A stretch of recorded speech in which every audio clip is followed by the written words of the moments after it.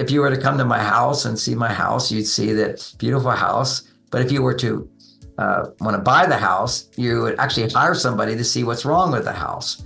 And that's what happens when you're looking to buy a man, so to speak. Is this the right man to spend the rest of my life with? Do I want to get naked with him? You don't have to get naked with every man you date. And you don't have to marry them. You're practicing giving a man the opportunity to do nice things for you.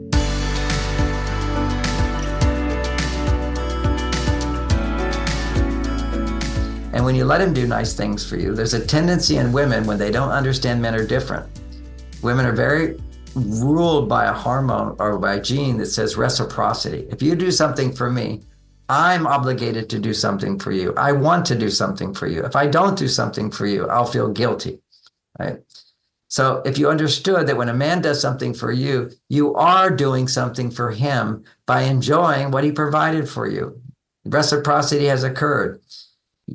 He gave you something, you gave him something by giving him the opportunity to give to you, and you appreciate what he gave. There's research actually shows that men's stress levels dramatically drop after 3 minutes being in the presence of a happy woman. It's a huge gift. We cannot access that ourselves. We depend on women, because remember, our happiness genes are overridden. Women have all this, whenever you're happy, estrogen's going up, and we have blocks to it. Testosterone, it inhibits our estrogen, and it's through women that we get turned on to life. Women turn us on, but we have to provide the right support for a woman to respond to us with appreciation. So whenever you're appreciating a man, his testosterone goes up. When you're respecting a woman, honoring her, her estrogen goes up. And so I want a woman to appreciate me. I'm going to respect her, and the response will be, she will appreciate me. So as a man, I earn it. For a woman, you ask for it. You already deserve it. If a man's pursuing you, done. He's interested in you. All you have to do is keep asking and learning how to ask and the right ways to ask. We talked about a few of those things, asking for what you want. And don't you think for women, especially women that have been maybe on their own for a long time, these strong, independent women, maybe postmenopausal, the hormone levels, estrogen have gone down. I think a starting point here is beginning to really get in touch with your own needs. And because I think we can get out of touch with our own needs. We become so used to just kind of suppressing them and doing everything by ourselves and not feeling like we can ask for help or that we have access for support. Look, the reality is women are way more confident than men in many, many ways. And so women often say to me, well, why should I ask? I can do it better myself. Or why should I ask and have him grumble at me? Like, why do I have to do this? It's just easier to ask. It's easier to ask. But, this is your challenge as women, is to learn how to ask, just like it's a man's challenge to learn how to give without resisting it, without grumbling. And there's a lot of ways we can learn to do this. I was just flipping through this book. It happened to be in front of me today, but probably I'm not going to find it. Oh, here it is. I found it. Why do women need men? Let me just read this list. It's good to be aware of this because women are like, what do I need a man for? She needs a man for romantic companionship. There's nothing more powerful to knock your estrogen levels up, lower stress, and increase your lifespan. It's proven that married people, men and women, live longer and have less disease. So she needs a romantic companion. Okay, 2, she needs a man to be faithful. When you have a faithful man, you have commitment. So you learn how to keep a man faithful. He has to be sexually satisfied, period. If you want a man. Well, and you know what, John, one really quick thing about that is sometimes women get frustrated about men and the fact that they're driven by their sex drive. And I say to women, look, for most women and for most men, you want someone who's sexually attracted to you.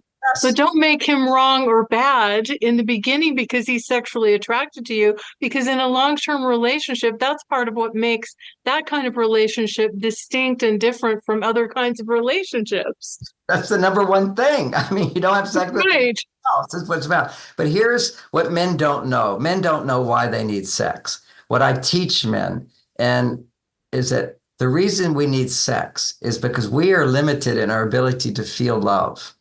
Women can, this is why women often don't get married right away or anything, or don't seek out a sexual companion, because they can love for their children, they can love the trees, they can love the food, they can love friends, they can love their government, whatever it is, they can love the planet, they become an activist, whatever it is, they can feel this love for something. Men primarily feel love when it's romantic love. And then you have children, you can always feel love for your children. But that's when love really starts to blossom inside of a man because he's getting close to a woman and a woman is opening up to him. That's through women we experience love, and through sex we can begin to feel more. So if I'm eating ice cream, which is a lot of sugar and it's very pleasurable, I can feel, oh, I love ice cream. It's easy to say I love ice cream because it has so much sugar and makes you feel good. So the point of sex, it makes you feel good. But what do you do with the feel good? Is now you look with your feelings to find the part of you that loves your partner and expresses that love. That's why we want sex. We need sex to connect with the love part of our soul. And that's a soulmate awakens us to fullness, to experience the love that's in our soul, not just the masculine side, but the feminine side of us. So through making love, we're able to feel love and then to express love. This is like, I call it enlightened sexuality, is become conscious that I'm only going for the pleasure here with my wife, because with pleasure, I can feel more, and with feeling more, I can express more. And when women are experiencing sex, they can also, usually they have to feel more first before they can be turned on. They have to feel safe. They have to feel I can depend on him. I'll be loved by him. He's not going to judge me. And I feel supported by him. Then her estrogen levels start building up. Then she can go to her male side and experience the pleasure of sex along with, for the point of feeling more love. And also it's really the whole beautiful thing about it, because a man can feel more, it allows a woman's estrogen levels to go even higher because he becomes safer when he's feeling more. And that's the secret, is using sex to feel more and express that. And that's a whole class. And men have to, they don't know any of that. They just think I'm horny, I want to have sex. But there's a real reason why we hunger for it, why you can break up with a girlfriend or get married and you're on one of those social media things right away. You need sex. And it's just like women need love. Women buy all of the 90% of the relationships, right? Are women buying that, generally speaking. Men from Mars is an exception. More men buy it than women because it also treats men quite fairly. As opposed to trying to feminize men, helping women understand and appreciate what men can offer. We're not girlfriends, but we have what you're missing from a girlfriend. So I'm so glad you shared that. I interrupted your list, though. Oh, that's Sorry okay. about I do. It was good. She needs a man for simple companionship. She doesn't want to come home to a big, beautiful, empty house or apartment. She needs a man for financial backup, someone who could support her if she couldn't work. These are all deep, deep needs. I need a man around because she feels safer. Two people are twice as good as one. It's just, you got to have somebody to call the police. You got to somebody there. She needs to have a partner to share fun times with. What's fun alone? I just see people living in illusion. Oh, I went on vacation all by myself. I feel so good.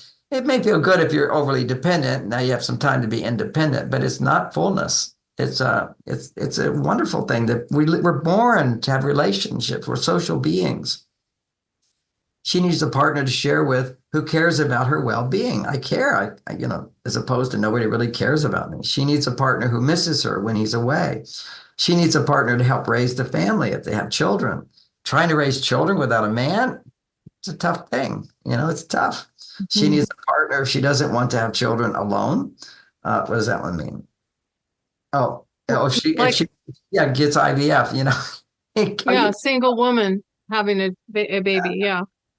She needs a partner to have a family. She needs a partner to share the responsibilities of caring for the nest, to help around. There's one of these things in here. I have a list of 150 things that men do that women don't realize we do. It would be like, if the TV set's not working, who calls Comcast and sets it all up 2 hours to get them to do anything? Who's going to talk to the carpenter when sheetrock broke, when there's a leak somewhere? You call him, all these handyman jobs. If there's disputes in the neighborhood, who's going to go complain to the neighbor? It's going to be me. If there's a lawsuit against us, who's going to manage the lawsuit of it? People attacking me? It's going to be me. I'm not going to say, honey, you handle the lawyer, or you handle the neighbor. any kind of catastrophe that happens. And we're not even aware of it as men, but I just said, what were the last 3 months of things I did for my wife? And this might even page open to that. No, that's not the page. But this is another book where I talk all about that's why Mars and Venus collide, is that women end up feeling a man does nothing. And men do so much that gets put in the box of, well, he's the man, he should do that. And then women are just looking at the help they need. And yes, women do need more help today than all the things men typically do. But how do you get that help? Don't assume he's just going to do it. Learn how to ask for it and get rewards for it. This is the whole thing of realizing he's going to do a little bit more because he loves you. And she needs a partner to fix things when they break. She doesn't want to do her own plumbing anymore. Why do your own plumbing?